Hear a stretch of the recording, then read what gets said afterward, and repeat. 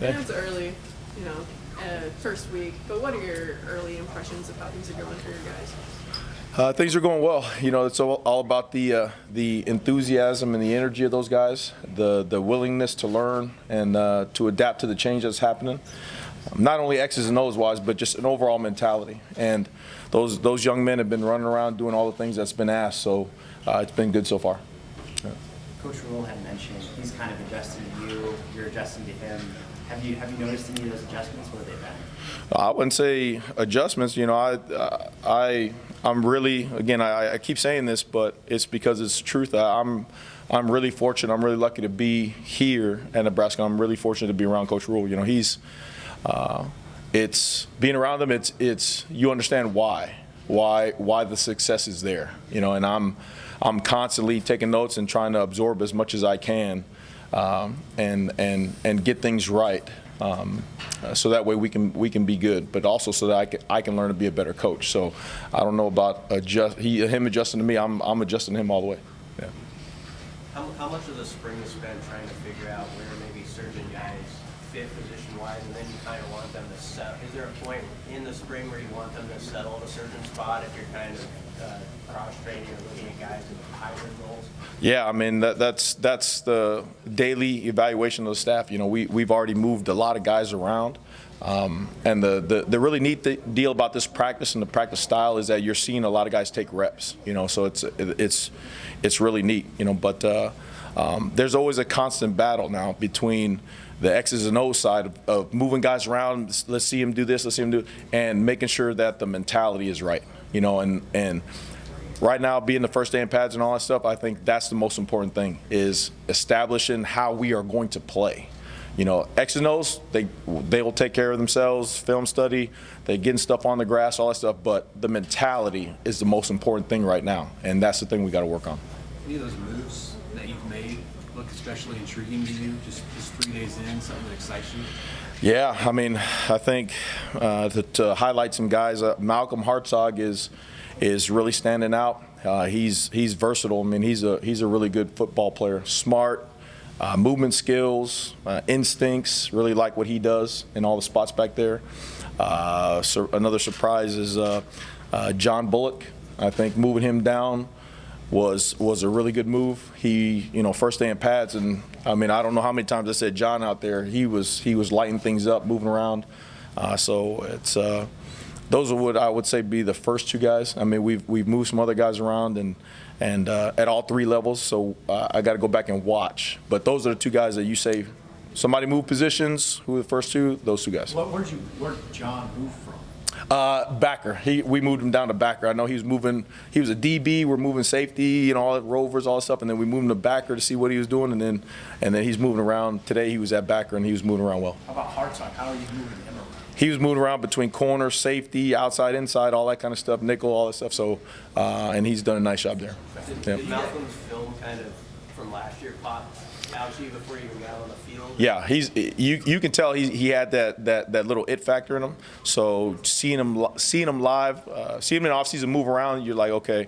But then it was his attention to detail. It's his, you know, you always say good football players, they're really low maintenance. That means they get it, they understand, they know where they got to be, they know what they got to do, they understand their process, you know, of how they're good, how to be good, and he's just like that. So it's good to see him run around and make plays. Do you label that 50B as a nickel in your system? Do you call him a rover? Is there any difference at all between those two spots? Yeah, the rover is more the middle, like the hybrid kind of linebacker DB, and those two outside guys. You know, those guys interchange between being a nickel and being a free, being a strong, all that kind of stuff. So who do you like as a rover? Do you identify people yet? No, we've been moving guys around. I mean, obviously Giff, he's doing a nice job in there learning what to do. He's got some savvy to him. He's making plays. Miles Farmers has gone in there some, and he's another athlete that, you know, we got to do a good job of making sure he knows what to do and how to do it.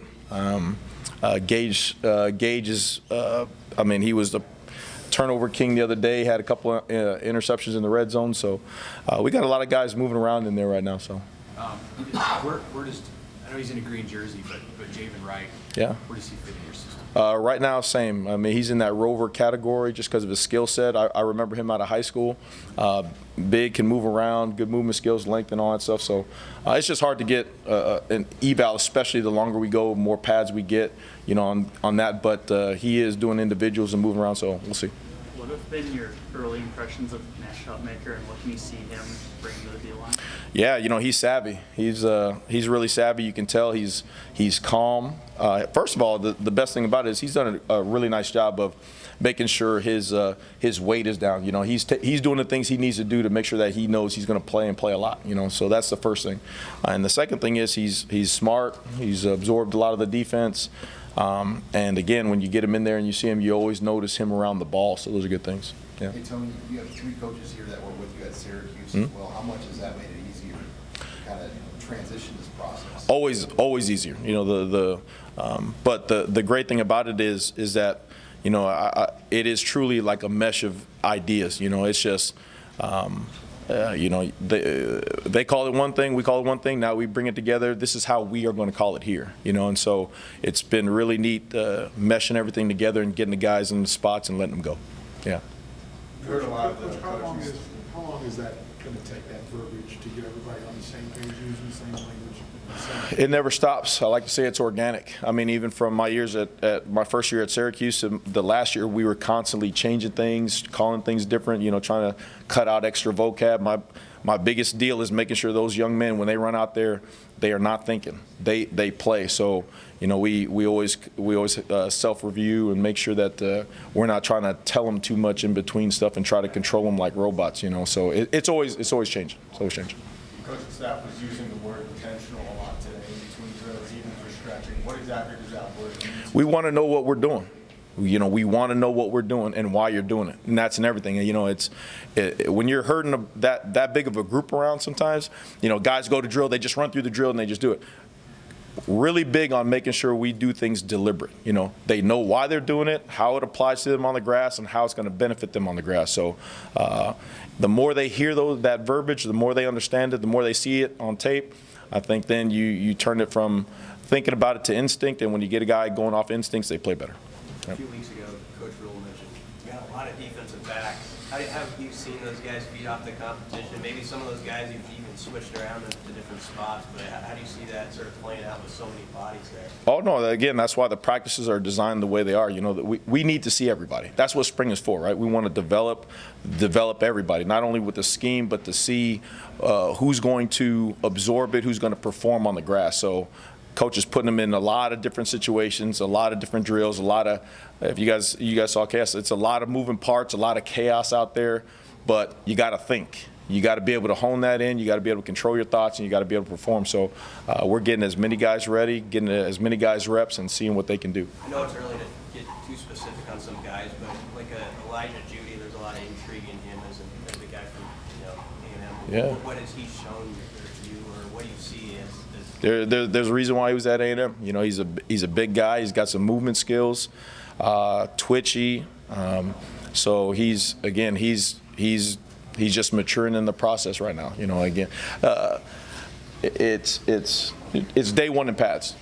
So we'll get a chance to go back through and see, but I'm not necessarily judging the guys so much on the X's and O's. It's the process, right? It is the way we are going to do things. That's the most important thing that I can say right now is there's a way we're going to play football, especially on defense. There's a way that we want our mindsets to be, and you are going to be that way. And today was the first day that we got a chance. I know you guys heard, dominant contact. You heard intentional. That is the most important thing for everyone, us included as coaches, is that we make sure that mindset is right first, because then the X's and O's will take care of itself. Back to the DBs for a second. Yeah. It's a long and lean group. How explosive is that position group? Very. That's one of the things that I noticed right when I first got here was you got a lot of guys who are big, long, fast, athletic. So now it's making sure, again, they buy into what we're asking them to do, and then the X's and O's will come. But it's really neat that when they don't know what to do, you see a little bit more of the instinct comes out. Hey, I blew a call, but I'm out here, the ball is snapped. Let's go. Let's see what you got. and it's cool that some of those guys are making plays. I mean, Omar Brown again the other day. I mean, he blew a coverage, and he completely blew a coverage, but he saw where the ball was, ran to the ball, undercut a receiver, interception. You know, so it's neat to see those kind of things happen. You kind of inherited a defensive back process that has like literally 3 or 4 guys that are 6'4" and taller. Like when you have guys in that frame, where does your mind go as to how you might be able to use them? Yeah, I mean.